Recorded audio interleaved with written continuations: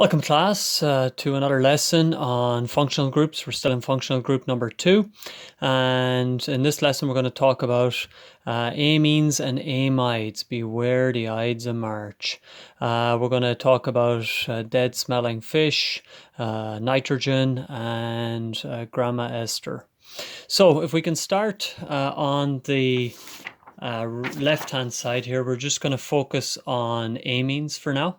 Amines are a functional group with a alkyl group, a general alkyl group, which we normally write with or, and then it will be a nitrogen bonded to two hydrogens. So in that sense, you can see that it's a derivative of ammonia. So hence the name amine. Amines are known for giving off a powerful stench, horrible smell, putrid smell. It's associated with decaying fish, also decaying humans, but fish were a lot easier for me to draw. So how do we name amines? So there is two different ways. We're going to focus on the IUPAC naming method. But firstly, we're just going to look at this problem, this example on screen. We can see there's a nitrogen bonded to two hydrogens. And then we can see in our line diagram, there is a carbon chain. Now, we would always do it so that this amino group here gets is bonded to the carbon with the lower number. So quick check here, this side naming from right or naming from the bottom would tell me that if we name this way, 1, 2, 3, 4, 5, 6, we can see that this group is coming off of carbon number 3. And the IUPAC name says that we're going to treat this NH2 as a branch, and we're going to give that branch the name amino. So we would look at our longest chain. We would normally start with naming from the end, actually. So we're going to look at the root. The root is going to be hex because there's 6, hexane because it's single bonds. And then we're going to number the carbon that the amino group is on. So our answer there would be 3-aminohexane.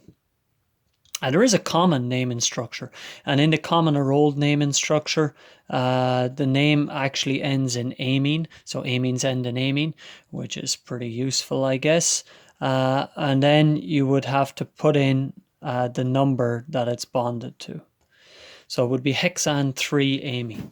Now I'm going to mainly just ask that we follow the IUPAC naming, but note that you will actually see this naming cropping up, the old form naming as well, the classical naming. Okay, the second one that we're going to look at is this one here.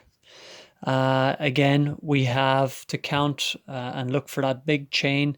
We can see that there's actually two groups, a group on either side now that we've got to contend with. And we can see that there is 1, 2, 3 carbons over there. And we can see there's 1, 2, 3, 4, 5. 1, 2, 3. It doesn't matter which way we name it from. We number it rather. We're still going to have 5. And so our long chain, we say that that's going to be pentane. And then we've got a number off where our amino group is. So it's on carbon number 3, so it'll be 3-aminopentane. But then we have this wonderful alkyl group here, this branch that we got to take care of. And when you name amines, if the branch is coming off the nitrogen, you don't give it a number, rather you just use the letter N. So it would be N-propyl-3-aminopentane. Okay, so the next one that we're going to look at is, again, a little bit more complicated. So we have a couple of different branches. We have a branch here, we have a branch here, and we have a branch here. So all bonded to that nitrogen, of course, which has 3 bonds always. We know that about nitrogen. And when we're doing our naming, we look for that long chain, of course. And we can see that it has a methyl group. And we can also see that it has a 1, 2, 3, a propyl group. And we can count the carbons here. So it is going to have a propyl group. But at the end, of course, we know ultimately that it will have a pentane. I'm going to run out of space, aren't I? So we got a pentane, and we're going to have an amino, because it's an amine, and it's off of 3. And we have the methyl accounted for, and we also have to put in the propyl. Propyl, and then there would be a dash. So N-methyl dash N dash propyl dash 3 dash aminopentane. Always a dash between the letters. So just make sure you put that in. Why do we put the methyl and then propyl? Well, you should know that that's mainly because of alphabetical order. Okay. So the other thing that we should probably mention is that there's 3 different types of amines. There's a primary amine. It's sometimes shown like this. And primary amines are always an R bonded to an N with 2 H's off. In other words, there's just one general group. Just like the alcohols, actually. There's primary, secondary, tertiary alcohols. The second type is down here, and this is a good example of a secondary amine because you have this R group, and then you have an R group, sometimes written as R prime, and then a H. And I've circled those 2 R groups here. And the bottom one, of course, is a tertiary because you have an alkyl group, alkyl group, alkyl group. So you have those 3 there. When we move from secondary to tertiary, as you folks are going to be doing in the not too distant future, moving schools, hopefully, we move from 2 to 3. And so we're moving from primary to secondary to tertiary. Okay, so these are the 3 different classifications of amine groups. Okay, the next thing that we should talk about is we are going to talk about the amine properties. Okay, so when we talk about amine properties, we can see that amines actually have they have polar bonding, which is important because of the NC. They also have an NH, and in both cases, those are polar bonds. And you know, if the actual amine compound is small enough, that would mean that they are soluble in water. If the bigger that the compounds get, the less soluble, because then the CHs take over and those bonds are not polar. It also has an NH bond, and that of course participates in H bonding, hydrogen bonding. It's not as strong as an OH, so it turns out that amines will have lower boiling points than alcohols, for example, and we said alcohols would be even lower than carboxylic acids and so on, right? So it will have a lower boiling point and melting point, but higher than the hydrocarbons, for example, which don't have hydrogen bonding. It's also they're normally basic alkaline. In terms of reactions, how do we produce an amine? Well, it depends on what type of amine you want. To get a primary amine, you would react an alkyl halide with ammonia, and you're going to get a primary amine and then a HI, so an alkyl, a halide on there. So an example of that would be this one here, which is an alkyl halide with the iodo on the end of it, and that's added to ammonia, and it gives us our wonderful amine here, which I'll let you maybe take a little bit of time to see if you can name based on what we did. And there would be hydrogen iodide.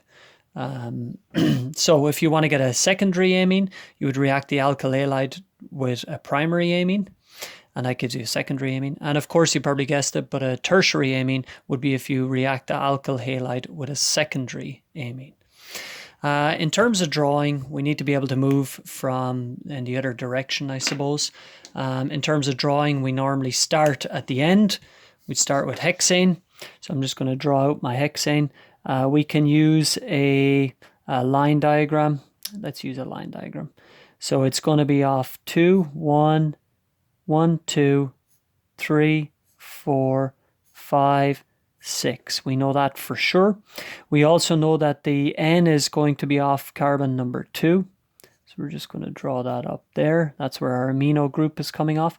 And then there's actually an NN diethyl. Okay, so we know that there is 2 coming off. Nitrogen should have 3, bonded to 3 in total. And this here is going to be an actual diethyl. So each one of these N branches, if you like, is bonded or is stuck to an ethyl. So this is our ethyl with our 1 and our 2. And so it would look like that. So we have our diethyl, NN diethyl, 2-aminohexane. Okay, so that's it for the amines. We're just going to have a look at the amides, and then we're going to be finished. Okay, so let's go back and we'll have a look at these amides. Whoa, so much paper. Okay, so amides, kind of similar. Amides are actually quite similar to esters. So Grandma Esther there, with her walking stick, I guess, all set up for a day of walking, enjoying the spring sunshine. They're very similar to an ester, insofar as they're produced from reacting an acid with something else. The only difference being is that instead of there being an RCOO, as is the case with an ester, there's an RCON. Okay, so that is very similar, but unfortunately not quite an ester, not quite that ester. So how do we get it? We would react a carboxylic acid and an amine, or ammonia, and we would get an amide. We'll come back to that. So in terms of naming, how do we name these things? Okay, so we can see here that it's actually pretty straightforward to name. We're always going to end in amide. We're always going to end in amide, and my marker is going here, so we're going to change it up slightly. And of course, we're going to count how many carbon groups we have. Okay, so it's going to be 1, 2, 3, 4. We always start closest to the functional group to make that numbering as low as we can. And this has 1, 2, 3, 4. So this would be butanamide. These would be in together. So butanamide. And the IUPAC name is the same as the common name in this instance, so that's kind of handy. Okay, in this case, again, it is important to say that the butanamide, this long area that's bonded to the double bond O, that came from the carboxylic acid. So it's very important that we understand that. Similarly to the ester, which came from the carboxylic acid and alcohol, same here. Okay, so on this side, we can see that this is where our carboxylic acid was hanging out. And so this is going to determine our naming. So we've got 1, 2, 3, 4. So again, we're going to end this one in butanamide. Doesn't have to be. It could be propanamide. It could be pentanamide, and so on. And then we need to take care of the other side, which came from the amine. And we've got to make sure that we have that taken care of. 1, 2, 3. So it'll be N-propyl butanamide. Okay, and let's look at one finally, and we'll try to figure out what's happening here. Actually, maybe I will leave that one for you. Suffice it to say that this side is where the carboxylic acid derivative came from. So we are going to end in 1, 2, 3, 4, 5. This time will be pentanamide, but we've got to take care of this. And what's more, we've got to take care of this. Okay, so we got to take care of these two champs here. And so I guess the only question is, which order are they in? And we got to be very specific here. The methyl group should be beside the pentanamide. Okay, and then we put in our N-propyl. Okay, so in terms of properties, so let's think about the properties for this. Amide properties. Yes, there's a polar bond. So yes, with a small, if it's small enough, it'll be soluble in water. There's also hydrogen bonding. It is not, again, the melting points and boiling points are less than alcohol and carboxylic acid, although there is H bonding, so they're higher than hydrocarbons. They are weak bases as well, it has to be said. So those are three properties here with the amides. In terms of the reactions, so when you add a carboxylic acid and an amine, you get an amide. So an example here, we have an acid here, which you should be able to name by now. And we have an amine here, which you should be able to name by now. And when we react those together, similar to the esters, we have one side which was derived from the acid and one side that was derived from the amine. And so when we name them, we've got to be conscious of where we get that naming from. And the butanamide comes from the fact that there is 1, 2, 3, 4 bonded to the C double bond O. And then we need to account for the N metal, which is on the other side, which is our blue. And it will also produce water, similarly to the esterification reaction or condensation reaction. So water is produced too. And we should be able to draw this NN diethyl 2-methyl pentanamide. We should be able to draw those two, so I'm just going to do that very quickly.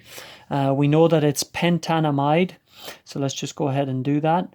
And we can see that there is a 1, 2, 3, 4, 5. So we know that there is a 5 chain. We also know that the C double bond O is going to be on that first part, if you like. So we know that this will be a C double bond O. We know that there's a 2-methyl. So this would be on carbon number 2. And we know that there's going to be a C in there. And we also know that that C is going to be bonded to a nitrogen. And that nitrogen itself is bonded to 2 ethyl groups. So one up here and one down here. So we have a nitrogen bonded to 2 ethyl branches. And then we have that nitrogen coming in here. And it's bonded to the pentanamide with a methyl branch. Okay, so that's all we have to learn on amides and amines.